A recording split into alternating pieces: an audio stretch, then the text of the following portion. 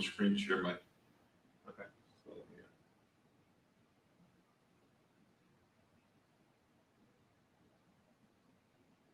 You're live.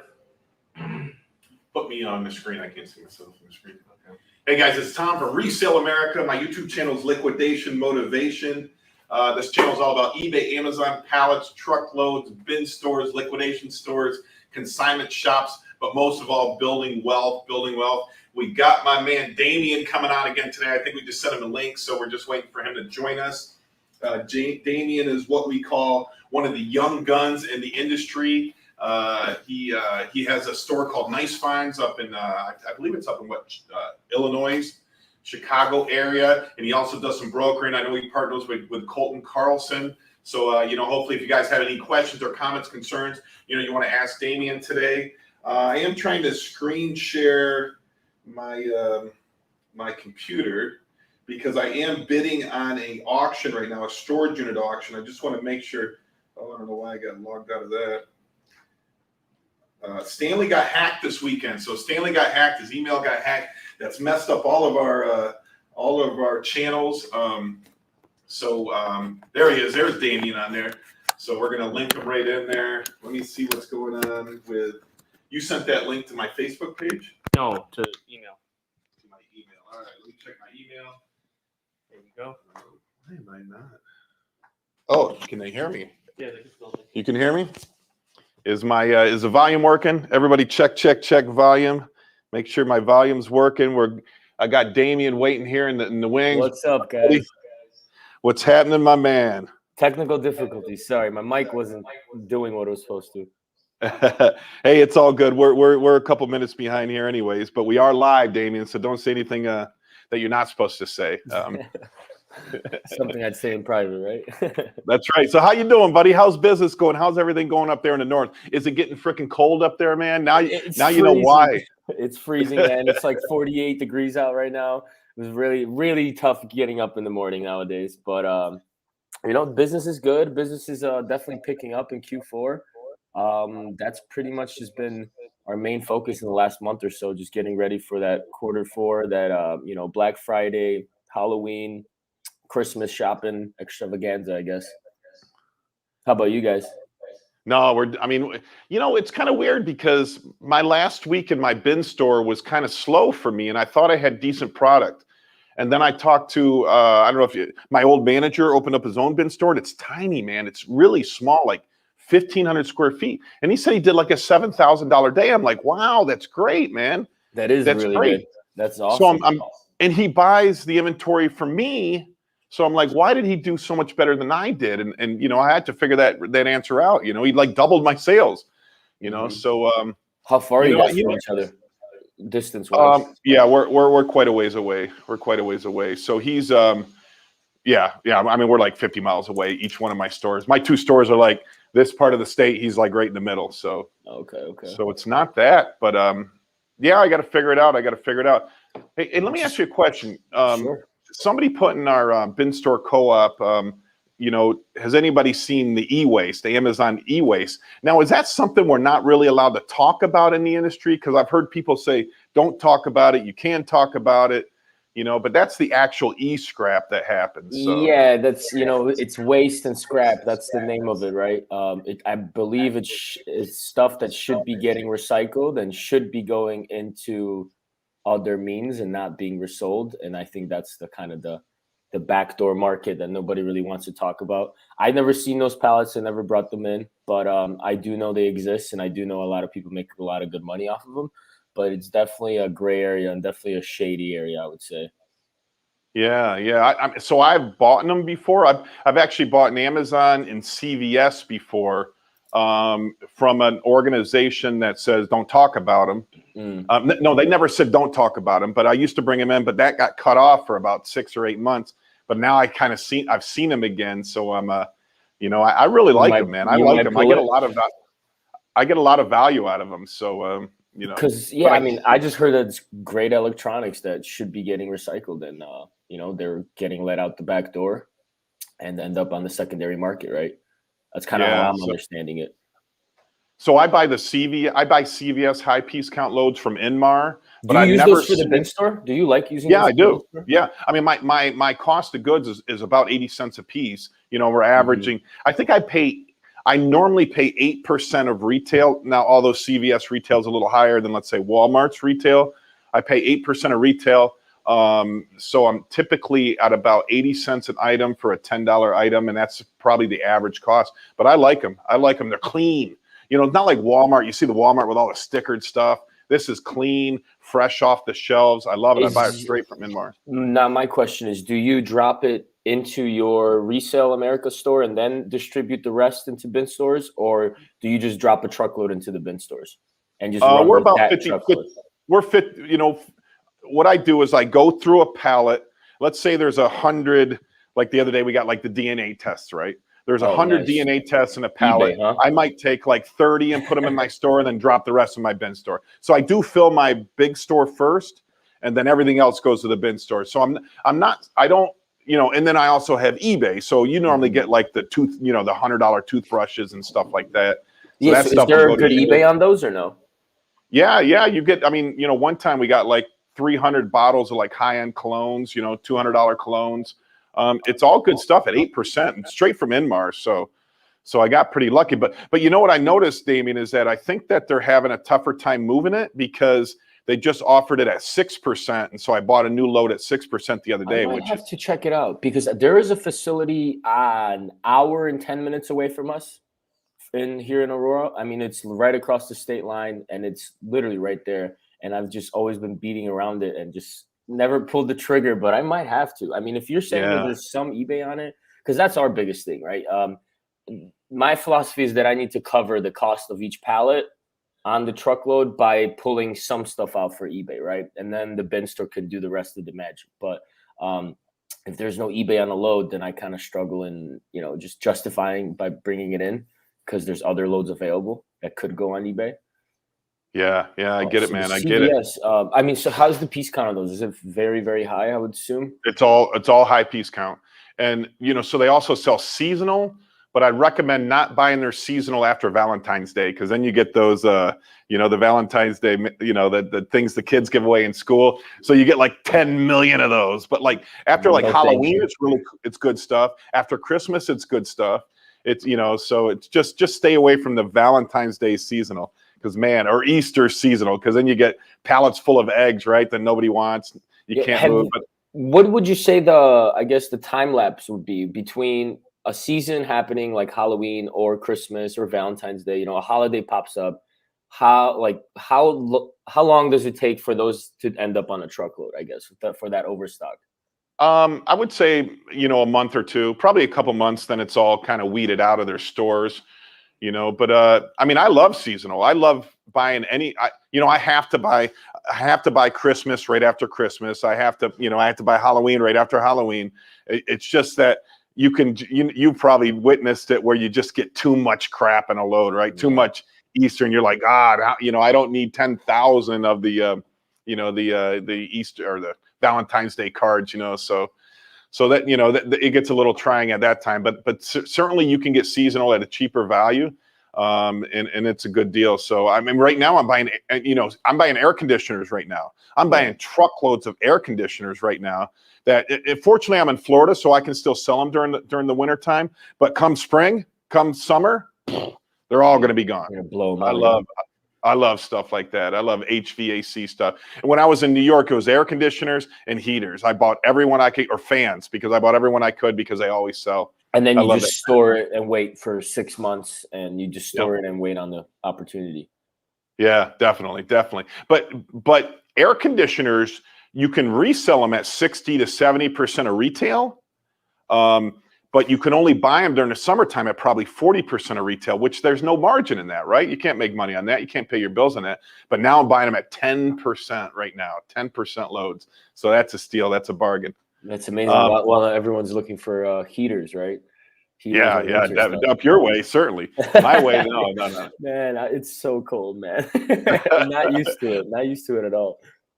Hey, I'm going to New York City Sunday. I'm flying up to New York City for an NFT convention. Ooh, nice. Do you know what that is? Yeah, I do. I know what NFTs are. I'm not involved in them. I'm not invested in them. But definitely a very interesting topic.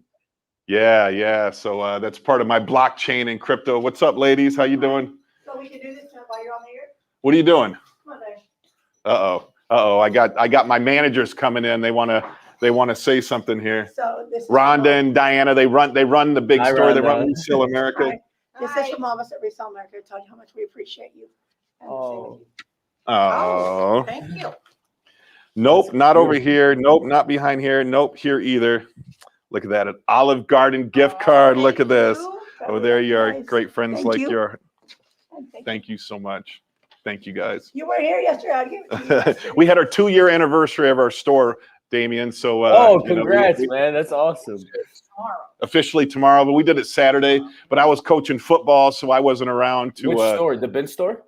No, our big Resell America, our The big big store. store was it was in August, but we were doing it when Bing took over. Yeah, And that's November 11th. November 11th. All right. Yeah, so we'll do something for him there. Awesome. Hey, tell Bing to come in here a minute if he's still here, okay? I don't know if he's left yet. Thank you, ladies. You're welcome. I mean, actually, so wait, when was your 2-year? tomorrow, I believe, is our 2-year anniversary of our great big store. We opened actually right before Corona, so in October before Corona. So we were eligible for that PPP money, so that was good. That's how you're buying all those NFTs. Now the truth comes out. Hey, I'm not going to lie. As a business owner, the government's response with the PPP, if you ran your business legit and you had everybody on payroll and did everything, it definitely helped. Definitely helped. And so my business, my Resell America, certainly dipped during Corona. Certainly bad dip during Corona. But like the restaurants I opened up in New York exploded, but they still gave you out that free money. And I mean, it was life-changing money. I agree, 100%. Great response, because small businesses definitely needed it, right, to cover actually paychecks and help people out. The only problem I would have with that is that there wasn't enough, I guess, due diligence when people were applying, and a lot of people were taking advantage of it. A lot. Like people that never even had a business started opening up LLCs and scamming the government. So hopefully they crack down on them sooner rather than later. But that was the only drawback that I've seen from those. Yeah, I get that. I understand that. But I actually talked to a buddy from New York, and he said that New York restaurants are just done. Like the delis and all that, those small shops in New York nowadays are just going out of business. He's like, I walk down the block and it's literally like 2 or 3 a week that's just closing down. So unfortunate. Yeah, so my restaurants are in upstate New York. Okay. And just the rules that they have up there in New York, everything was different. Especially, I mean, it's a lot better now, but during the virus, it was, you could everybody had to be 6 feet. You had to have plastic stanchions, the mask. You couldn't walk in a restaurant without a mask on. You couldn't, if you weren't drinking a drink, they made you put a mask on after every drink. I mean, it was just a pain in the ass. It was just horrible. And regulations versus like the upstate versus the city, are they different? Are they a little bit more lax? No. Well, I think Mayor de Blasio, I believe is his name, added some extras on there. But New York State versus Florida versus New York State was totally different. Yeah. And but what I noticed in my restaurant was that my restaurant is more like a bar and grill, more like an Applebee's, my restaurants. And I had a younger clientele, but the older clientele restaurants went out of business, right? Because older people weren't going out to dinner anymore, right? The younger people were like, I need to get out of my freaking house. And they were coming to the restaurant. So they were lining up to get in there. They were lining up taking takeout. I ordered more takeout during that time than any time in my life, right? And it's kind of like something to do, right? Right. I mean, you don't want to sit home and cook every meal, right? So now I created that habit, right? So now I'm getting Uber Eats like 3 times a week right at home. You're like, kids, go. Where do you want to order from tonight? So No, it's changed everything, man. It's changed everything. So, hey, if anybody has any questions for Damien, put them down in the comments below. I believe that we do have a couple questions coming in here, Damien. Well, first of all, tell me, Damien, so you have the bin store. Yep. And then you guys are brokering loads now? Yeah, definitely. Pretty much after Vegas, that was our main goal. That was 2 months ago already, which is crazy, man. Crazy how time flies when you're having fun at the bin store. But Right. so we're focusing on pretty much opening up a brokerage, brokering and selling more trucks, and also the e-commerce side. Trying to grow our eBay and trying to grow our Amazon into pretty much to levels that can surpass the store sales, which is not an easy Yeah. feat. But we just demolished some walls. We're constructing at the store. We're moving some things around to expand our warehouse to create a bigger back room per se. To open up more space for e-commerce and to bring in other inventory. That's why I was asking about that CVS loads, because just kind of want to diversify now, right? Just a lot of Amazon, a lot of Target. Would not mind bringing in some stuff in. Have you ever bought a Pottery Barn load? Never. Oh my God, Tom, Jesus Christ. I have never seen a load like this in my life. It was the most amazing. Well, I didn't get a load. I got like 7-8 pallets. Hands down, the best pallets I've ever seen. Really? One of our resellers, this is mind blowing to me. She came in, she bought I had like $200-$300 worth of like sheets and drapes. Came back 2 weeks later, and she shows me her eBay account. She's like, "Thanks to you guys, I cashed in $7,000." I was like, Jesus Nice. Christ, how did you do that? And so she's just an expert in Pottery Barn, I guess. And she started listing all these drapes and all these, tablecloths and all these things. They're going for 100, 150 each, right? And a pallet cost us like $600. So that was a steal. That's a good deal. I've been trying to get that deal. Like, I hit this guy up every 3 days, and it's been very rare and a big no every time. But that was my biggest score to date. I would say that those Pottery Barn pallets were insane. There you go. So that's a BOL, guys. Be on the lookout for Pottery Barn truckloads. That's BOL. awesome. That's great advice, man. That's great advice. Yeah, I'm pretty fortunate because my CVS warehouse is like 6 miles down the road in Mars. Mm-hmm. And so I can buy a lot of stuff from there. There are a lot of other people brokering the loads out of that warehouse. But what they also have in there is Walmart. But the guy that handles the Walmart won't even talk to me. He won't even respond to me. They must have somebody. Have you ever dealt with that? Like somebody who controls a load just has enough buyers and they don't want to deal with anybody else? 100%. I would say that's half the time. Where they're just like, they have their steady buyers, they have their steady customers, and they don't want to mess up with those relationships. Because the minute they take on an extra customer is the minute they kind of run into the risk of running out of product for their consistent customers, right? And I think that's actually a big part, I would say, of the problem in this industry is that people just jump around, right? And I don't blame them, because I would do the same thing. They don't stick to the same supplier.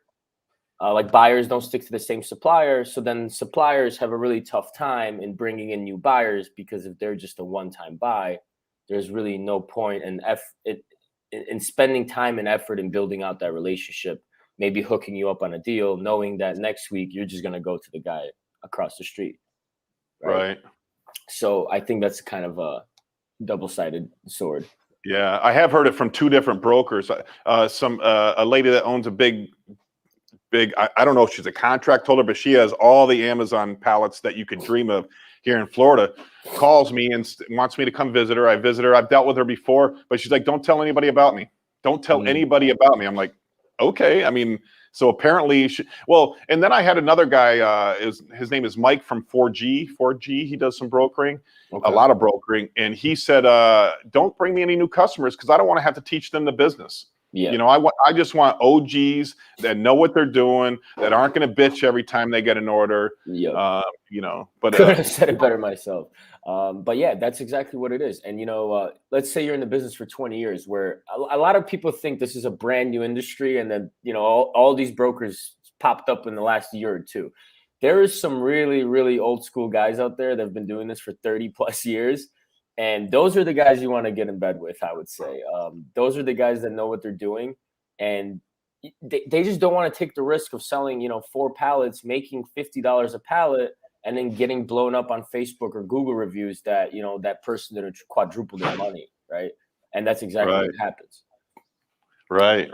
I, No, I get I it. would blame liquidation motivation and nice fine YouTube videos for getting everyone to go get out there and start hustling. But It's yeah, like a double-edged sword, isn't it? It's a double-edged sword 100%. because you're like, oh, you're telling everybody the secrets of the industry, but yet, some people get mad at me because I talk about this stuff. I mean, did you hear? I got a cease and desist letter from Good 360 Oh shit!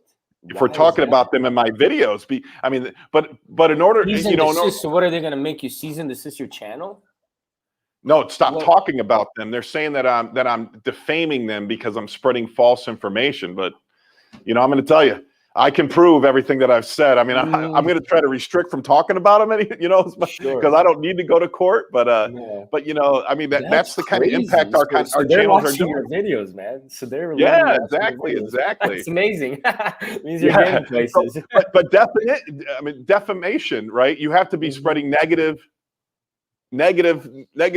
thoughts and speech. And I'm not lying about anything, man. I'm not lying about anything, but I am going to refrain from talking about them as much. But It's not worth the trouble. But yeah, I don't need to. I mean, I guess I can afford to pay a lawyer, but I don't want to go down that road if I don't have to. Bing, get up here, man. Give Bing a microphone. So I got Bing here. Bing is the manager of one of my bin stores, and he does a daily live every day to show all the merchandise we have. He just happened to come to the big store today. How you doing, Bing? I'm doing good. How are you? Good. Hey, Tom, how'd you find Bing? I've been so searching for a Bing manager. applied at and it's Resale not America. easy. Yeah, he applied at Resale America when we first opened. He was a manager here, and then when we decided to open up bin stores, it was perfect in his wheel. Now I am 6'7". I'm 5'2". Yeah, I should have stood on boxes. This is Bing. Bing's a great guy. He does a great job running the bin store. There's Esteban. Oh, you want to? What are you going to do? Are you being serious? He's gonna That stand. might make you a little bit taller there, Bing. What if I'm sitting up here? Okay, So- is that better? Yeah. So Bing, how do you like running the bin store, The Bing? bin store is great. I love it over there. I don't know if everyone's been there or not. We're open 7 days a week there. We have all the different days from $20 starting on Thursday all the way down to Wednesday when it's $1. So I got a lot of great customers that come from all over the place, from Winter Gardens. I even have now people from St. Pete coming to me. St. every Pete? week. Yes. That's over an hour and a half. So at Bing store we do 20, 10, 5, 4, 3, 2, 1 because we want to we get a lot of mediums that we buy from nonprofits and we separate what we want for our store, then we send the rest of the mediums down to Bing. And so he has office desks and chairs and furniture, tons of different stuff. So we send mediums there, and that's why we did the $10 day. We added that in there. Now there's some days one day we did like a $10,000 day and a $20 day, but it's been kind of hit or miss. Some weeks are better than others, but I mean, I still got like a lot of good, faithful people that still come out and hang out there. But like they say, there's so many bin stores, they're everywhere now, but they still come by my store. They make sure at least they come by there once a day or twice a day sometimes. Yeah. So and so certainly the marketing helps. We do real well with his store. We do real well. The other bin store we do 5, 4, 3, 2, 1 pricing. And now my third store that we're opening, I'm not sure what to do. What's your advice, Damien? What do you think is the best pricing strategy? Best pricing strategy? That's so tough to say. Because see, now my question for Bing is, you guys are doing furniture and things like that, right? So yes, you're selling it for $20, so you're getting a bigger bang for your buck, I would say, right? Than my 7. But now, don't you have to hire an extra couple staff to help load cars? Maybe. No, the thing that I have over there is if you buy it, you got to haul it out. Okay, because see, when we were doing I provide the dollar. It was like we would have to deal with customers that couldn't carry out the 3 desks. Right, and the ones that they can, I give them like a couple. I call them like a grace period where I give them a couple of days. They can make arrangement, but otherwise, because I tell them, because of space, it's all about spacing at my store because it's smaller and I can't be holding a lot like big if is it the was store? over here. I'm sorry? How big is the store? It's probably 10,000 square feet. Yeah. Okay. So I mean, we have ample room, but it's it takes off all our bins because I got 61 bins there at the store. But as far as the furniture, I tell them, here's the dolly. You got to haul it out. And most of them are pretty good. They'll haul it out themselves. Sure. So If they have to leave it, they leave it for a few days, I tell them, but make sure you come back and get them. But if it's longer than a week or so, I tell them, you know what's going to happen. And I've only had that happen maybe one time where the woman bought like a dresser. She couldn't come back in 3 weeks. And when she came back, I go, I'm sorry, I couldn't, you didn't, I tried to tell you to come pick it up. And plus, and she goes, well, I only paid $1. I go, okay, well, exactly. Well, it's sold back for $1, but I had to get it out of my store because when they bring me stuff, I need that room. Yeah. So most of the stuff that Bing gets for furniture, is mostly boxed up Amazon larges or mediums, when we get those truckloads in. But then we also buy furniture from Ashley, and then from another company. I'm not allowed to say what it is, but this might give you a hint here. And so when we get like a sectional, we might just get one section of a sectional. So we'll send that down to Bing store and somebody won't care and buy it for $20 or $10, or we don't even care if it's $1. We're just looking to move it out. So his store is more so that we can just move merchandise, just get rid of merchandise. And we don't care the value. If it's not going to move in our big store, we're sending it to Bing just to blow it out. So if it sells for $1, then I guess, it's okay. Just so it's not here or there. You know what I'm saying? Yeah, no, definitely. But And I think you guys just answered your question, Tom. There is no best pricing strategy. You just have to have a strategy. See, your strategy is to bring it into the big store and then blow it out the crap. Sorry, I don't mean to call your inventory crap. All right. Through Bing store, right? And I would assume that even if maybe Bing store takes a loss 1 week, you're still okay with that because you're moving volume and you're churning that whole system and that whole process, right? Right. Because sooner or later, I've had some pieces sit there, like we have these headboards here that's been there, and even for $1, they're like, because people are picky about the styles and stuff.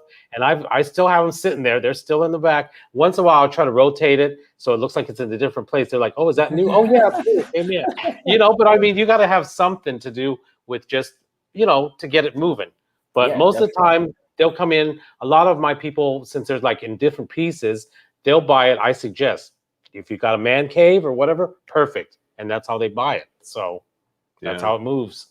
Yeah, I'm thinking about doing. I don't know. What is your pricing strategy at your bin store? 7, 7, 5 on Sunday, and then 3, 2, 1, and then we're closed on Thursdays for restock, and then again 7. So 7. How does your $5 day do? It's all right. It's a Sunday. I blame it on the fact that it's Sunday, but it's all right.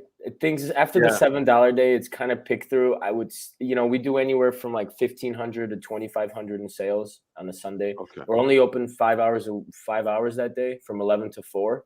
So I kind of just see it as a bonus, right? It's like all right, we're only open for 5 hours. It's a manager and maybe one staff, just to kind of relax day, just to bring people in from and after church, and then bring in an extra $2,000 in sales. See, our Sunday is slow. And what is your product mix? Usually it's 80% Amazon, but then I would. I have some like toppers, right? So I'll do like some Target, Pottery Barn pallets if I get lucky. We'll do some like Amazon mediums. I get stuff from the Bad 180 program, I'm going to call it. Just some bigger stuff to kind of incentivize people to come in. Wow. Did you hear what he just said? Yes. The Bad 180. There you go. That's you are the man. You are the man. That's funny. That's a good one. He snuck that by me, man. It took me a second. I'm like, what the hell's he talking about? That's a good one. But you have how many bins in your store, though? How big is your store and how many bins? Yeah. So our store is like 13,500. Sales floor is around, I would say, like 8,000 to 9,000, and then the rest is kind of storage in the back. Right. So you have a lot of bins then, huh? I don't actually. I have 30, 35 8x4 bins. Really? Wow. Compared to my store, I think I got the biggest bin store around here in our area. Yeah, he has 61 4x8 bins. Yeah, we started with 40, like it was like 48 or something like that. Don't quote me. But now I got them kind of hidden in the back. And see, Christmas is coming around. So November 1st, we're going to do a big sale. And I'm going to bring out an extra 16 bins. Hey guys, it's Christmas season. We just added more bins. Come on down to Nice Find type of deal, right? And then when it kind of starts slowing down, you pull those bins back because you got to fill those bins. And if if it's Chicago, if there's snowstorms from January to February, and you're getting 20, 30 people in line, then you can't be filling 50 bins, right? Because you're just dumping out an extra $10,000 worth of inventory every single week. Yeah. So that's kind of how I hedge against just my cost, I guess. Damien, I met with a lady who did 5, 4, 3, 2, 1, and she said on her $5 day she was doing $20,000 to $30,000 in sales, but she was loading up the bins. She had the inventory, So I question whether or not what the right approach is. Everybody has a different approach, but that's what it I is. just Like, question. this is such a I don't think there's an answer. Like, see, everybody, I'm sure you get Facebook messages or emails asking what's the right way to do it. It just depends on your location. I have 2 other competitors. They're 1.5 miles away, 1.5 miles south, and then 1.5 miles north. So it's, I'm competing with 2 other stores. They're 8,000 square feet each. Like, I got some competition, so I kind of got to get creative on how to move this stuff without losing my ass on the inventory, right? Right. And then Yeah, I there's get it. places like, Tennessee, Kentucky, South Carolina, North Carolina, where they have suppliers 1.5 miles away, no matter where they put their store. So, what I'm paying $2,500 in shipping to get it to Chicago, they're paying $200-$300 because their cousin has a trailer, right? Yeah. No, I get it. Yeah, because I order Home Depot Turbo Smalls out of Indiana, but I can't sell any. First of all, I can't sell it cheap because of the shipping costs I got to pay from up there. But I love the product. I wish they had it I can't buy it in Georgia. I wish I could. But yeah, no, I get it, man. Shipping sucks, man. I hate shipping. And Florida's like horrible for shipping because nobody's shipping anything out. Yeah. So your cost is, twice as much bringing it in. It's just crazy. Let's get to a couple questions we have here. Cody says, what's your favorite eBay loads or pallets when bin store is not an option, strictly eBay and local? What's your favorite eBay pallets here, Cody? I mean, not Cody, Damien. So if you don't have a bin store, Yeah. that's kind of the tough part, right? Because I'm sure you can buy manifested pallets somewhere, where exactly what you're getting. That's kind of how I would go about it if I was to no bin store and just start buying pallets for eBay specifically and Facebook Marketplace. I would probably start with manifested ones, just because exactly what you're getting. If you can find Home Depot Turbo Smalls or even the largest, I think those would be great. For Kohl's could be good too. Target's not bad if you like to, mess around with Facebook Marketplace, maybe get rid of a couple bar stools or tables or stuff like that through Facebook Marketplace locally. But yeah, Amazon mediums are pretty good too. There is no just, if there was a pallet that's just straight eBay, then this would be a very, very easy business. You would buy it all, wouldn't you? You'd buy it all. 100%. Yeah. That would be too easy, right? I would say there was not a single pallet out there that's perfect for eBay. And then I would say be careful on the Amazon. I've been suspended from eBay so many times by reselling the Amazon stuff for getting counterfeit stuff, and yeah. So we started our own Vero list. So it's like 150 items and brands that we just don't even list. Because we got a Vero. So I don't know if everybody knows what a Vero is. It's pretty much just like a ding on your account on eBay. It's a warning. You're selling stuff you shouldn't be selling. And we had Cards Against Humanity listed, and it was like $10.99 for a pack of cards. And they send us a letter, hey, you're selling counterfeit Cards Against Humanity, right? So I gave him a call and I asked, I'm like, does this make sense for me to go out of my way to counterfeit a $10.99 pack of cards? Don't you think I would have 1,000 listings of those if I was actually faking them? Like, why the hell would I be reselling? You know what I mean? Why would I fake one pack of cards for $10? If I was faking them, I'd be just doing it by the thousands. And they're like, well, yeah, that doesn't really matter, blah, blah, blah. We have an agreement with that brand that, owns the Cards Against Humanity, that we're just going to be very, looking out for people selling Cards Against Humanity if they're not a licensed distributor. So after that, we started digging more and more and more. And there's like I said, probably 150 to more brands that are very, very, very tough on resellers on eBay. So we pretty much just stay away from them. Samsung water filters, water pick toothbrushes. Yeah. You're gonna get screwed on those, and it doesn't matter if you can, prove that they're real. But you can, hey, I got a receipt from Best Buy. They're just gonna tell you you're not a licensed reseller, you're not a licensed distributor. Bounce, and you get too many of those little zeros and dings, and your eBay account can you just get shut down, and there's no. Yeah. We were spending what, 7 Estebans over here. We were spending 7 days. They took everything. Sometimes they suspend you and just make it so you can't list more items. But this time they took everything down for 7 days. We're finally back up, and our sales shot through the roof this weekend. Right? We had a good weekend this weekend. A lot of $100 items this weekend. I was kind of shocked.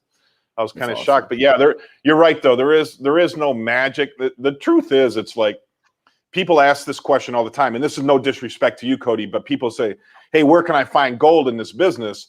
But we're all searching for the gold, and if we find it, we're gonna buy it all up, gobble it all up, and scale our business so that we can buy everything we had. Yeah, our buddy Colton has a great philosophy, right? He goes, out of 10 loads, so you can apply this to 10 pallets as well.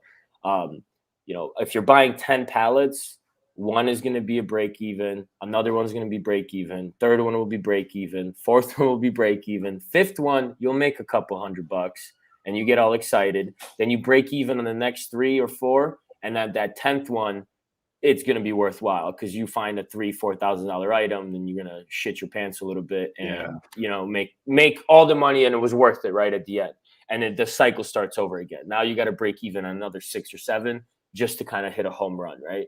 And it might not happen until the 15th or 18th pallet, but when it does, it was all worthwhile, right?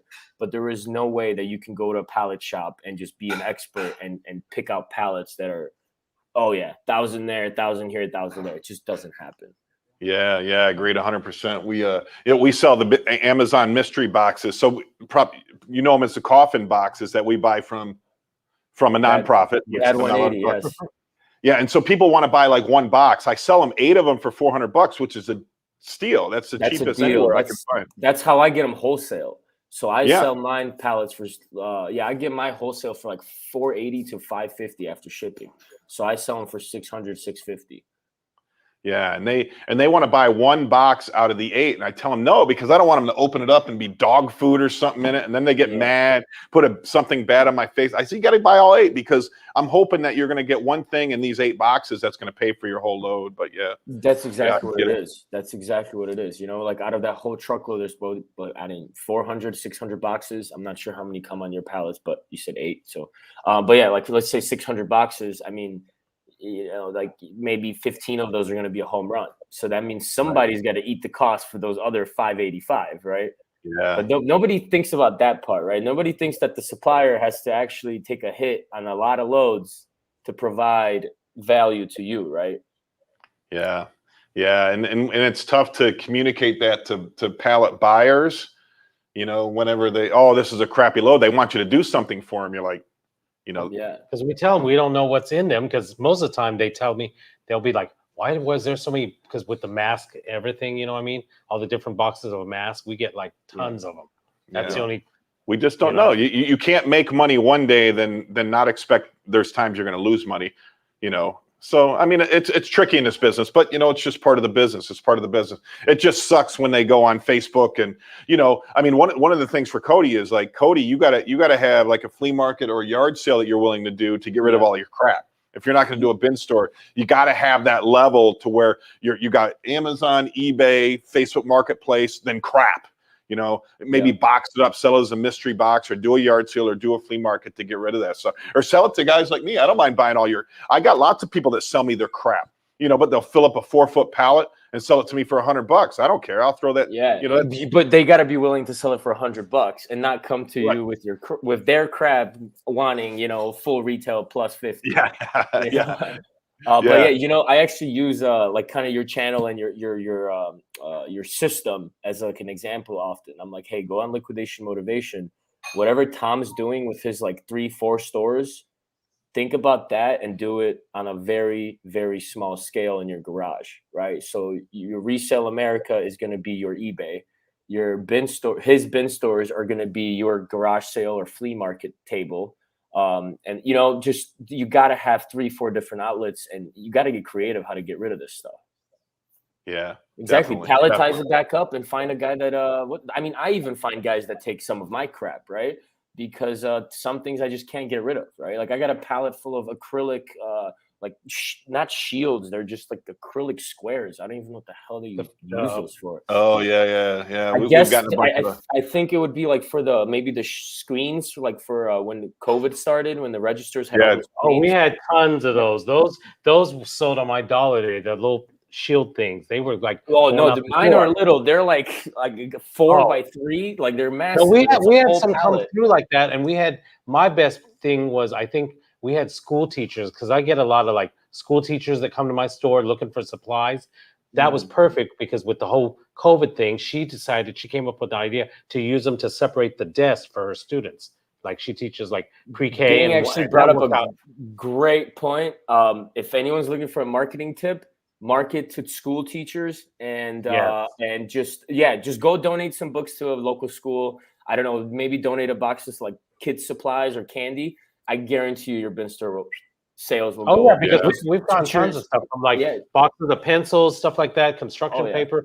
That's when they wait for, I guess since they're school teacher, they tell me they have to buy it. So they'll come to on my dollar day, and that's when they'll stock up like crazy. Yeah, well, the schools are so under budget, and the teachers have to spend a lot of money out of buy their their own pocket, supplies. Yeah. a ton of money out of their Yep. pocket. So if they can get it at a discount at a bin store, 100% they're going to be going there. Yeah. So, and if you see a teacher that keeps coming back, talk to them. Just like, hey, what? Oh do you yeah, I need? do. Oh, I you do, need and they've sent folders? me Don't more. wait till dollar day. Just tell me what you need, and then I'll make you a box. All right, awesome. Boom. You know, and you got a customer for life there, and then she's gonna tell all her teacher friends and all the PTO moms and all, you know, everybody and their moms is gonna know about your store.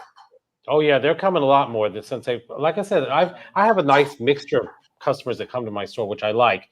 80% of my store, I would say, are actually buyers and resellers. They'll Yeah. come because they Yeah. resell a lot. So they'll come to my store and buy it in bulk, a lot of things, you know, and they go out and sell it, like they said, on yard sales or marketplace, anything like that. That's what they do. So Hey, let's go through it. Stanley, go back to the top. Let me just do a shout out, even if somebody just put a comment in there. So we got 5x5 Mike. What's happening, man? Mike was on our program the other day. Helen says, as everyone is selling an item for the same price, how can someone make a profit? You know, I mean, I just hate the race to the bottom. So I try to match people's prices. I don't go lower than them. I mean, I think if we all take turns at selling at a profit, then it can be beneficial to you. But I believe that's what she's addressing there. Uh-oh. Spam calls. All right, Facebook use QuickBooks Online for bookkeeping. If not, what do you use? If so, which plan is good enough for a simple bin store? Yeah, I would. I mean, we what do you use for account? You're from the accounting world, right, Damien? Yeah. I worked in accounting before I ran the bin store. Yeah, so I use a lot of Excel sheets and then QuickBooks Online. You know, but I would say your Excel sheets are going to be your number one. If anyone needs an Excel sheet, I can send you a template for how to track like your truckload costs and just split it up by pallets and by weeks and how to track your costs. I can just send it to you. But yeah, Excel sheets and QuickBooks Online has been working. You can. What's nice is you can integrate QuickBooks with your bank accounts and your credit cards and whatnot. So every time you swipe, QuickBooks will automatically take that. You know, if you swiped it on Amazon or if you swiped it at a restaurant, they'll just put it in the right bucket. You know, meals and entertainment or office supplies and things like that. Yeah, definitely. So you know, the good thing about a bin store is you have so few costs. Yeah. You know, I think that, you know, when we do our P&L for our bin stores, it's like 8 line items for the month, right? Because you just don't have many costs. So I love it. And but my big store, we do use QuickBooks. I do have a bookkeeper but we're talking a store that, you know, that does like 3 million in sales. So then we have vendors everywhere. We're paying out people. So certainly you want to be ahead of your bookkeeping. Damien, if you wouldn't mind sharing that with us, we'd love to be able to share it on our website, liquidationmotivation.net. And you know, nothing complicated. There's like 6 formulas in there. I swear it's very simple. But I mean, I've been using it since when we opened, and it's been working like a charm. It just, you know, accounting, I think that's a very big part of this business that people overlook. If you're not on top of your numbers, if you're not, it's all about cash flow, right? So, you know, you Really? gotta be on top of it by weekly, not monthly, not quarterly, not yearly. It's a weekly thing. If your costs aren't lining up with your sales, then it's not going to be good by the end of the year. Yeah, the first guy I ever worked with when I got out of college, he was like, if you don't know what you're doing, you don't know what you're doing. And what he meant is if you don't know your frickin' numbers, if you don't know your P&L, and you know, and I'm preaching to the choir because I need to do a better job at my big store. We have the other bin store that we get at a P&L every month about how the store does. Bing's not really, because we just dump everything at Bing's store. We don't really associate a cost with it. Yeah. I mean, So but how does that? Do you guys just eat the cost through the big store then? And then yeah, the big yeah. store So it's would one just company. be- So we put the sales together and then just have all the expenses together, you know, between deal makes days sense, and makes Resell sense. America. So yeah. I mean, I know our accountant at the end of the year charged me like $5,000. That's how much of a nightmare it is. My bookkeeping Yeah. is so. And you know that's a lot of money to pay. I one bet, accountant. man. Well, my Because that's just restaurant a lot of guy. inventory, right? A lot of moving pieces. Because when you get Yeah, to I that mean, you point know, that you're at, it's a lot of moving pieces, right? And then they're trying to assign the cost to every single item, and it just doesn't work like that, unfortunately. No, it doesn't. It doesn't. So Chachi says, "Hi guys, how you doing, Chachi? Chachi Colon. Andrew, good morning. What is the best? Alexandru, welcome back. What is the best size for bins? 6 foot, 6 inch, or 10-inch depths? How deep are your bins there? They Damien? are 9.75. They're literally right almost at 10. Right. How about you? What do you guys do? So our bins are 12 inches deep. Bing. All I know is I've happened it twice where I go reaching because some of my bins are lined up all. I've actually fallen in and can't get out of it, and people laugh at me because they see my little legs sticking up. Oh yes, they've seen me have. Oh man. Oh yeah, because they tease me constantly being short. I said I'm sorry, that's where I am. So because the bins I do literally, if you're short like me, 5'2", some customers I've seen some customers same thing when they lean over and grab something, you fall right in the bin. So my new bin store, we're using orange crates that I picked up for 4x4 orange crates that I picked up for $50 a piece, which I think is going to be cheaper than building bins, and they look 100%. better. With the nowadays lumber prices, I would agree. Yeah. Yeah. But the thing is, they're 20 inches deep. But I test marketed them with a bunch of people, even small, short people. I wanted to make sure they could reach the bottom, and they certainly could. They could reach down 20 inches. It wasn't a problem.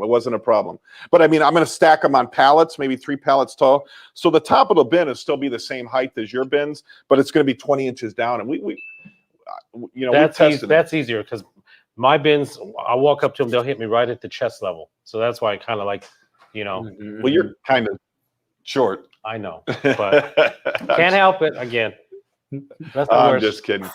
Dodge Brothers, what's happening? Dodge Brothers, you guys are heroes to us small guys. Now you're not small.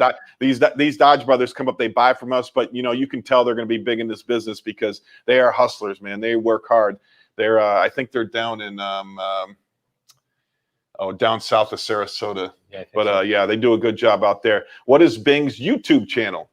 Bing doesn't have a YouTube. I don't have Facebook, one yet. right? Yeah, I just have Facebook. We could do a YouTube channel with you, Bing. I haven't You gotten falling that. in the bin? That would be a viral video, man. Yeah, they can try That would go viral. That would go Yeah, I'm viral. sure it would. That'd be hilarious. I'm sure. Alexandru, how do you mix the merchandise in your bin stores, Damien? So I think he addressed that. You said about Amazon, Yeah, Amazon, Pottery and Barn, Target. Target. Yeah, I do mystery boxes for my filler layer. I like to call it a filler layer, and then my actual merchandise. So my filler stuff will be anything that I can get from like $50 to $1.20 a unit. So those are your coffin, your mystery boxes, things like that. Just dump out a couple pallets to layer the bins, so there's no plywood showing, there's no bottom showing, so it keeps people engaged, keeps people digging. And then we top it off with either returns from Amazon or maybe Target, maybe Kohl's, maybe Pottery Barn, something. And then the real cherries go on top, right? So we'll put out like those 4, 5, 6 air fryers or those medium. What is the mystery boxes that you're talking about? Is that the smaller boxes I'm seeing advertised? Yes, yeah. They're I don't know how small. They're like half of the size of if you took the coffin box. Yeah, I would say like 2 of them would be the equivalents of the size, I right? see those advertised lately. I haven't got one of those, but I've seen those advertised finally. Yeah. They're low Yeah. val. I mean, depends from what facility they're coming out of. That's what I've noticed. The merchandise will vary, but they're typically all FC. Very very little return, like 2-3% of returns, but all FC mix, all brand new stuff. But it is typically low value stuff, right? But if I'm paying 70-80 cents a unit on those things, because they'll be per box, you got 50 to 100 items. They're super easy to restock with because you just crack the top and just dump and go. So you can dump out a pallet within 10 minutes. I mean, max, That's a good point. 70 cents a unit. It keeps the people engaged all week, right? Because there's just so much stuff in those bins that they're just keep digging and digging and digging. And it's all small, tiny things. And you'll dig up some nice stuff. There's toys and things like that people like. So I use those as my filler, and then on top, like I said, we'll go like Amazon returns or something more high value, and then a pallet or two of mediums or Target or whatever it might be, something to get pictures of and people interested into our store. But by the end of the day, it gets all moved around, though. Oh yeah, definitely. Ours big stuff sometimes end up way at the bottom for some reason. I sometimes question them. I go, well, how did that get there? And they're like, oh wait. I said, yeah, okay. Yeah, They're so we burying actually it. our bins hiding. are connected, right? So my bins are, I call them 8x4s, but they're actually connected, right? So they there is no, it's actually a 4x24 or a 4x32. So it's a super long ditch. So it's I've had tests where I'll put a ping pong ball on one end and come every 2 hours and see where it ends up, and it's just mixing and Everywhere. rotating, right?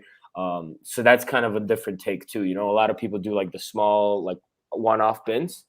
I guess it's easier to maneuver those. There's pros and cons for everything, right? We went with the long route because of the product mix, right? Because it just keeps churning, right? And every day you come in, you can possibly find new things because it's just constantly mixing.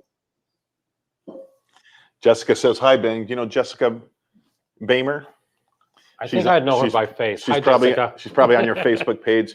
Carol Spence put a happy face in there. She says we load it. I'm assuming she's talking about furniture. If somebody buys furniture, they must load it. Liquidation Pros, what's happening, guys?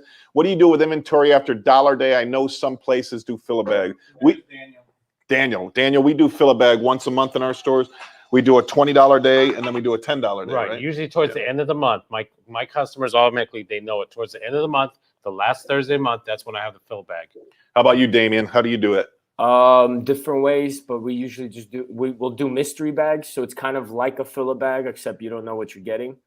So we'll do those. We'll also just donate pallets of leftovers to non-for-profits. And then we'll also do a silent auction or an auction on Facebook for a pallet of the overstock. And we'll probably get around $100-$150 for it. So it just depends how much stuff we have left over. And then, like you said, fill a bag once every month and a half. It just depends how. Yeah, by the end of the month, ours is all the little tiny stuff that, that don't sell on $20 day, or just, small stuff yeah, definitely. Phone cases, the sheet protector type, just all different stuff. Trust me, on Fill a Bag, these people, that's why I make my joke when I do my live feed. I said it's called Fill a Bag, not Stuff a Bag, because in the past we've had it where they stuffed the bag where I had 3 people carry out one bag. I go, that's like heaping. So I go, that's a little bit much. Yeah. 3 people to carry out. So now they know me that I say when it's fill a bag, not stuff a bag. That's my little. That's what I like. The minute it starts overflowing and shit starts spilling out is the minute you already filled it. Right, because we use those IKEA bags and you can fill a lot of stuff. Oh yeah. And some people have caught on where I said I've noticed them where they'll find if we have a little canvas bag, they'll stuff the canvas bag and then put it right on top of the bag already and go, that's still fill a bag, right? I go, well, not technically, but I'm gonna let you slide this time. Yeah. But, see, we're gonna do a fill a bag for Halloween on the 31st. It falls on a Sunday. Figured it's gonna be a pretty slow day because everyone's gonna be trick or treating or whatever. So we'll do a fill a bag sale on that day. Oh, they'll probably swipe up on mine because I created 2 different bins for my holiday. I have one right now that has Thanksgiving and Halloween, and the other one's Christmas. So they've been like on my $5 day, they've been buying all the Christmas stuff because they get stuff like, like the Disney stuff and everything, like the little ornaments and stuff. So people have been buying like crazy. But right now I'm thinking, great, fill a bag. They're going to go crazy on stuff in Halloween and, Christmas stuff. But all right, Mario says, what did Mario say? I do eBay, and I'd rather get stuff that's smaller and easier to ship than big stuff. Yeah, I get it, Mario. That's for sure. Fast Planet says, good source on Amazon mediums in the Midwest. There you go, Damien. You got mediums in the Midwest? I do. Yeah, definitely. Shoot me a Facebook message. We can jump on a call later, man. There you go. Reach out to Damien. He'll take good care of you out there. Talk True said, good advice as usual. Thank you, Talk. Mike says 80-20 rules. 80% of sales generally come from 20% of your product mix. That's for sure. 100%. It's a constant battle trying to get it right. Now, I get all of my smalls, right? I get all of my 6-foot smalls from, and I don't know if you know about this, Damien, from a recycler locally, but I'm being told now that FedEx Freight is going to be picking it up, and he's no longer going to get it. So I haven't had to buy high piece count loads in 5 years, and that supply might be gone for me now. So, I'm going to have to start reaching out to the lady that I met here in Florida that doesn't want me to talk about her and try to get high piece count from her. But yeah, my supply that I've had for 5 years it might be going away. I forget I talked to Midtown Liquidation about that, and he told me the company that FedEx owns, that's a liquidation company Genco. He said Genco is owned by FedEx Freight, so they think Amazon contracted with them, and I don't know what they're going to do with it. I've heard rumors that they might be exporting all this product. And matter of fact, when we were in Vegas, Mid-Tennessee Wholesale said all their Amazon is being exported. Do you know anything about that in the industry, if that's going to change? South America. I know one of my local suppliers, he loads containers and containers every single week to ship out to Panama, Venezuela, Costa Rica. There's huge, and Caribbean. That's probably a good business for you, Tom. You're close to there, man. You can load up a couple boats and run some pallets over there. But that's big business. South America, just taking all this stuff down there. People pay better money for it down there than they do here. Yeah, it could really disrupt this business. I do see a future where Amazon says, hey, we no longer want to dump this stuff on the U.S. market. We want it all to go elsewhere. And I can definitely see a vision where that happens. Yeah. A lot of retailers already do that, right? You won't get like Dick's Sporting Goods loads. There's no such thing, right? Right. I have heard that. Yeah. You're not getting those type of things, right? Like there is a bunch of big retailers that you just don't see loads from them, right? You got to be wondering what do they do with all that stuff, right? Yeah. They're exporting it. It's going across the seas and it's disappearing somewhere else, right? And it's not, it's not affecting their retail sales, right? Because look what Amazon, like I still don't understand how they're selling this stuff to us for this cheap. Because everything that you can buy on Amazon, you can buy it for 100% cheaper in my store. Right. Exactly. And it's going to get to a point where they're going to say, no, enough is enough. Yeah. And then we're going to have to reach out. Then we're going to have to be Target and Walmart high piece count buyers only. That's definitely going to disrupt this business, because certainly the high piece count from Amazon is the bread and butter, right? It's the bread and butter for the bin stores. Keeps us going. Yeah. Steven says, I know between both of us, our phones are nice ringtone there. Yeah. Steven says, how do you handle when you buy a manifested load and 900 cases of food was out of date, not close dated, completely out of date, and then the money items that I bought the load become half are missing? I don't know who you're buying this load from, but typically when you're buying Amazon loads, they are close dated. I think Amazon has for like medicine, and I know medicine is 90 days. You can't be sold 90 days from so health and beauty, food, everything that expires, you can't even send it in if it's less than 90 days, right? But let's say if it's 90 days away, then they just make you take it off the listing. So that's how they ended up in our loads. Right. But as far as being way over date, you had to buy that load from another vendor who had it maybe sitting in their warehouse, because 100%. Yeah, because even like the CVS stuff I buy, the Walmart, anything that I buy from the retailers is always close dated or is always near dated, right? I mean, we call it close dated. It's either just expired or about to expire.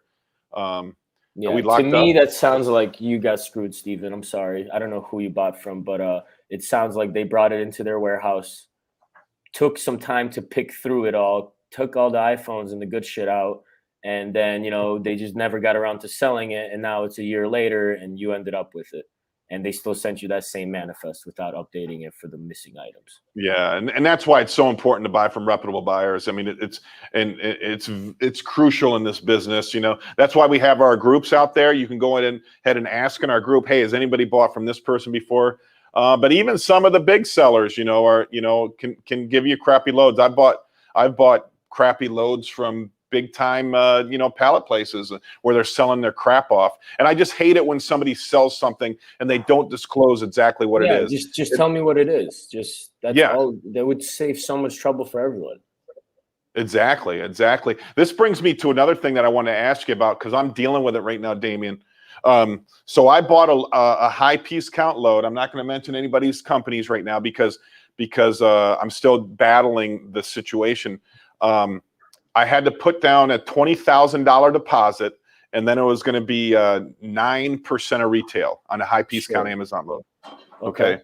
So I could have bought it direct from the contract holder, but instead I bought it from a buddy of mine who has a broker company, and he got a little discount. So it ended up being the same cost to me. Just the broker ended up making some money off me, which I rather have the broker make a little money. When the order came in, it ended up being they sent the manifest a week later. So I put down the $20,000 deposit. Then they said, oh no, the contract holder wants $25,000 deposit now. So I sent them another $5,000. The last time I bought this load, it cost me $15,000. So this load came in at $700,000 on the manifest, $63,000. Yeah, $63,000 for this load. So I looked at the manifest, and the manifest is, and can we show him, Stanley, the manifest? Do you want to use your laptop or mine? Yours. I just want to make sure there's no private information on there where it came from. Did they make iPhone cases for $35? So I'm looking at Apple Watch bands for $457. And there's 200 of them on this manifest. There you go. Can you see my manifest? Well, yeah, you got to zero those out. Oh my God. Yeah. So if you look over to the right is where I looked up this item. It was $11.99, but they have it for $457. Scroll down a little bit more, Stanley.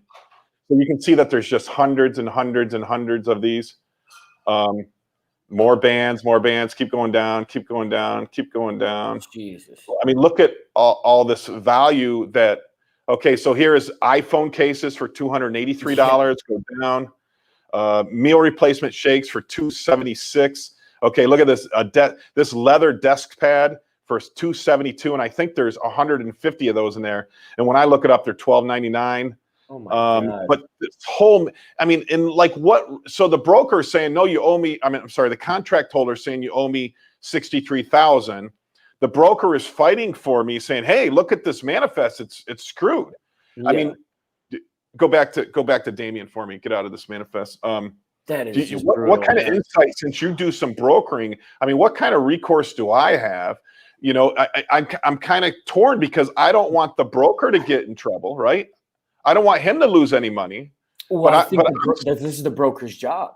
Right? This is what he's brokering. This is his job, is to go out there to that contract holder and be like, hey, we're getting screwed here. And if your broker has some balls, he'll tell him, like, I will not move a single load for you until you make this right. But that's kind of how I would play it, right? Because your broker is like your lawyer. Your broker is like your realtor, right? He's supposed to go to bat for you. That's why you're using a broker, right? If you didn't use him, then now you have all the power to you know what I mean? He's supposed to be the expert that's supposed to go to bat for you. That's kind of how I see a broker. His issue, he says he moves a lot of loads for this contract holder every week, and they put him on. Yeah. They put him on hold. They said you can't get anything else until this is resolved, and it's been 10 days. So they're trying to be the tough guy, huh? Yeah. But who has the warehouse space that needs these loads moved? I guarantee you, give it 2 weeks, they're going to be back to this broker. And if he's actually moving loads for them, they're going to make this right, because they're going to run out of warehouse space very soon. If they have to house all these, if he's moving 20, 30 loads a week for them, which I think he is. yeah, that's 120 loads extra now that they're going to have to house or try to get rid of in some other way. Yeah. So I'm assuming that these contract holders have a negotiated price with Amazon to buy the loads, right? Let's say 7%. Yeah. And they sell it to me at 9% or something like that. Yep. And then, so you can get it directly from Amazon, like you just did, right? So that is a legit way to do it. You can the contract holder can either bring it into their warehouse, because Amazon releases the manifest like 48 to 72 hours after they load the truck, right? Yep. Which is very dumb. I don't know why Amazon has all this technology they can't figure out to do the manifest on the spot, but whatever. So yeah, 72 hours after the truck leaves is when the manifest populates. So it can be played both two ways. It's either going directly to the customer, which is you, and without knowing how much that load is actually worth. So you're kind of taking that risk, right? You put that deposit down. Now you're either going to get a refund or you're going to owe on it. Or, the contract holder brings it into their warehouse, holds it for that 72 hours, and then kind of just charges you for those holding costs and those double shipping costs is what you're going to lose out on, right? But you'll know exactly what the manifest looks like the minute you're getting it, that truck, right? So there's pros and cons of it, because what you just happened is a major con, and that's like it's the biggest risk, I guess, right? Because I mean, I'm not paying it, man. I don't want to. I mean, and when I got the load is what the manifest says. It's just overpriced, and it was crap. Even to pay $25,000 for the load I got was too much. But I don't know where this is going to settle in at. I have no idea how it's going to be resolved. But and the broker is fighting. Like I'm telling you, your broker is he's the only guy that can fix this, because he's in a double whammy here, right? Like he can't sell these loads now. They can't sell loads through him, right? He supposedly owes them money. Like, if they're like if they have a legit relationship, they'll work this out. And as long as you don't fall for their little scare tactics, I would not pay that money. There's no chance. There is zero chance. I mean, in this, so everybody that's watching, all the people that are watching, this is a huge issue, man. This is a huge issue in the industry, and I've been doing this 20-something years. You got to be careful on this kind of stuff. You're going to get screwed. There are ways to get screwed out there. So you certainly, and I'm telling you, I'm buying this. This is coming from one of the largest contract holders in the nation. So some of you will know who that is. And that's where I'm kind of getting screwed. And I'm not somebody with a 1,000 square foot store and buying one truckload a month. I buy 5 truckloads a week. So this can happen to anybody. So you got to be careful out there. You got to be careful. And I have to stand my ground. There's no way I'm losing $63,000. I mean, phone cases that you're gonna have to give away in a fill a bag or donate or something, or you literally deal with it instead of making money on them. Yeah, it's crazy. Ridiculous. That's literally things theft. That's so aggravating. Because could have Amazon messed up? Sure, but they could have messed up on 1 SKU, 2, maybe, not half a manifest. That looks like somebody was finagling somebody there. Well, and another thing that bothers me is, so on this manifest, they had these little rabbit alarm clocks for kids, right? And you go look them up. It's a Chinese private label product. There's about 50 different brands of the same exact clock, right? But one person has the clock for $400 with 0 sales. The other 40 people have them for $12.99. Sure. So can the contract holder use that $400 clock as the price? And is that legit? Is that fair? I mean, we know it's not fair, but does that give them standing, or the legal standing to say that this clock is $400? But at 0 sales, 0 feedback, nothing. But and we know that privates, did a private seller try to sell that clock for $400, get booted off Amazon because they overpriced it, but yet they're using that number to justify the manifest? You know, I'm caught in this this quandary about what's right, what's legal, what's proper, and it sucks, you know, because it's costing me. Well, it hasn't yet, but it's costing me tens of thousands of dollars. But And you know what doesn't help? It's the fact that Amazon is really not a seller-friendly platform. They really give a shit about the seller. They don't give a shit about the small business owners. They're on there selling their product, right? They are solely customer service focused. So, you know, when you have a company that doesn't give a shit about the sellers, you know, they're not really going to care on how much and what do they liquidate the product for those sellers, right? When they're literally, the product that we're getting is usually the sellers that are getting kicked off of Amazon, right? They're either have to liquidate or to get that overstock out of their warehouses because either it hasn't been selling on Amazon or they were selling it in ways that they weren't supposed to be selling it, or, you know, maybe that product just sucked and didn't work. You know, Don't listen, everybody, don't be fooled. Amazon and eBay have departments out there that are just designed to screw the sellers. And I don't think they I know I did a video on how eBay buys low price items off consumers, off sellers on eBay, and then relists them.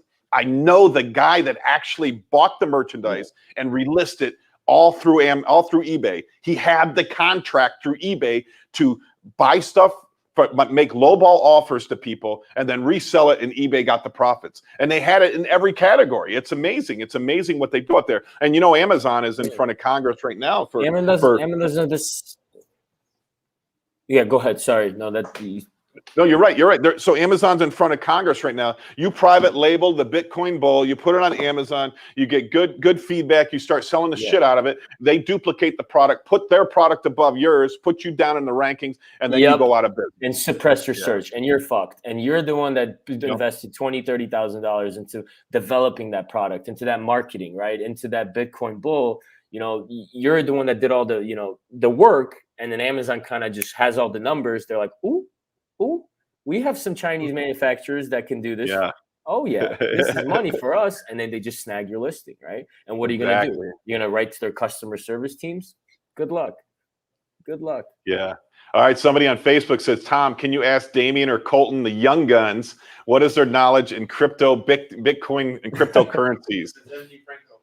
That's MG. My man. This is, hey, watch out for this guy. He's the smartest guy in the world right here. This MG guy who's Franco, who puts this guy is a genius, man. So, are you investing? What are you doing with your free cash flow? I reinvested into a nice find in the business. I'm not to be honest. This is my my answer for Bitcoins and all the, you know, the cryptos. It started popping off and started getting very popular, and, you know, people started investing in it right when I started getting interested in the liquidation space. And I kind of had to make a decision of that, you know, 80-20 rule kind of kicked in. What do I focus on? What's the viable option for me to get cash flow and actually start a business? And, you know, where should all my time be spent, right? I do believe if you're investing into something, you should do it wholeheartedly. You should know what the hell you're doing. Don't just jump on Robinhood with $2,000 and, you know, and then just start buying random crap. So yeah, my thing was been focused on the bin store industry and the liquidation industry rather than trying to get rich quick off Robinhood app. So that's So I don't know jack shit about crypto. All right. Well, I need you to start putting a little bit of money every week into it, man, because you're going to see. I mean, if you looked at it today, right, Esteban, we making some money today or what? Franco, I know you're making money today. Got a notification right now. Yeah, look at my Solana's up like 30% today or 16% today. It's changed my life, Damien. It's changed my life. It's changed. I believe it, and I don't. I'm definitely something there. But like I said, just for me, it's the focus, right? Do I focus on the bin store, or do I focus on, you know, sitting on Robinhood in my office for half the time? Yeah, I will 100% agree with you that you need to open businesses. You need to open business. My adjustable gross income, which I just filed my 2020 taxes, is zero. Yeah. Zero. There you go. I don't pay any taxes. That's the way to do it. Yeah, because I have businesses that have expenses that have, you own real estate as well, right? Real estate, lots of real estate, you know. Depreciation, baby. That's what it's all about. Absolutely, absolutely. So I claimed less money than Bing, who is a salary employee for me, you know. Yeah. And that's why I encourage all my employees to start businesses on their own. Leave me. Go start your own business. Get your own tax deductions. I mean, you're a good worker. This guy's never called in sick. I mean, if he did, it was legitimate. He's been working for you for a couple years now, right? Yep. You know a good worker from a bad worker. Everybody knows it. He's a good worker. You should go do that for yourself. You shouldn't change your time for a paycheck. You should change your time for a lifetime worth of income. And I truly believe in that. So Cash flowing take my assets. advice. That's the key there. Oh yeah, we're going to more and more. All right. So okay. So yeah, Franco, thanks for Sorry, coming Franco. on. I will get into it. I will. I promise. It's just not right now. I actually don't even have any saved up cash to do it with. So. All right. What do we got next, boy? Look at here. Is this from Franco, huh? Tom, the earliest Litecoin, Bitcoin, Ethereum, including Stellar, were launched more after a period of promotion. However, these currencies are basically saturated, and mining machine is the only way to increase their production. Therefore, there will be no chance left for sales. Thus, Polygon is a worthwhile to attention to the terms of long-term holding and short-term operations. Tom, Polygon can improve the speed of Ethereum, and it can do more than that. Although its direction is still towards the Ethereum, Franco, I know you've been. I'm pretty saturated with the cryptos that I own. That's why it's changed name, except the plasma extension layers that have been implemented. The team also plans to add popular ZK rollup and optimistic rollup. Yeah, no, I'm with you. I'm with you, Franco. I am definitely going to put some money into Matic. I don't have anything into Matic right now, but I will. Right now I own Bitcoin, Ethereum, Solana, and Algorand, and I have a big bag of all of them. So I'm looking for that next project, and definitely Matic is the one that I want to do. Talk True said, I love that statement. Change your life for a lifetime of income. Certainly. I mean, 20 years ago, actually the year 2000, I quit my last job and said, I'm never going to work for anybody else again in my life. And, and I decided, and it was a journey. It's not, you're still young, Damien, and it's so good that you've already started that journey. It takes 20 years to get rich, and I've been flat broke. I've been flat ass broke a lot of times. My credit was bad. I've claimed bankruptcy. I closed down businesses, but I just kept pushing forward. And fortunately, at the age of 50, that now that I have wealth beyond my dreams, businesses, real estate, all this kind of stuff. But, Damien, you're so young. How old are you? What'd you say, 26? 25, turning 26. 25 years old. Yeah, you're going to be there by the time you're 35, right? Hopefully, you're going to be there so much earlier than me, man. I'm so proud of you guys, man. As long as he buys Bitcoin. As long, start buying some Right. Bitcoin. Esteban's telling me in the background, you got to buy some Bitcoin. So his wife does the Axie Infinity, the pay-to-play gaming. Okay. So she gets paid to play games on Gets paid Axie in Infinity. Well, she gets Ethereum. That's Okay. on Ethereum. And now, but she has employees in the Philippines that play for her, and they split the money. She set up Yeah. VAs just to play what? That's Just genius. to play a video. This is huge right now. People all over the world are making money doing this right now. And you think gaming's going to get smaller? That shit's going to explode, man. It's going to explode. So that I have a thought pattern that I think that pay to play gaming will solve hunger around the world, because any country where a lot of countries earn less than $200 a month. Now there's going to be an incentive for them to play these games and make $400 a month, double the average income, right? Just by playing these games. And that's going to bring wealth to them that they've never seen before. They just don't have the opportunities that we have here, right? They can't make the money that we have here. Imagining living off $200 a month. But that's the average income in a lot of countries. Esteban wants to step in. Yeah, I just wanted to say that there's a company out in the Philippines, I think it's called YCC or something like that. They created a guild. And all that means is that they hire managers to buy these accounts, or buy the NFTs to create these accounts and manage the sub players. So I could totally see other countries creating guilds. So I could see, let's say, a mayor of a big city in a different country creating a guild, hiring managers, and then being able to pay the poor people in their country, or Yeah, bring in foreign money, right? Yeah, it's crazy. I mean, It's do you crazy. guys, because Esteban, you're the eBay guru, right? Yeah. Do you guys use VAs for your eBay operation or?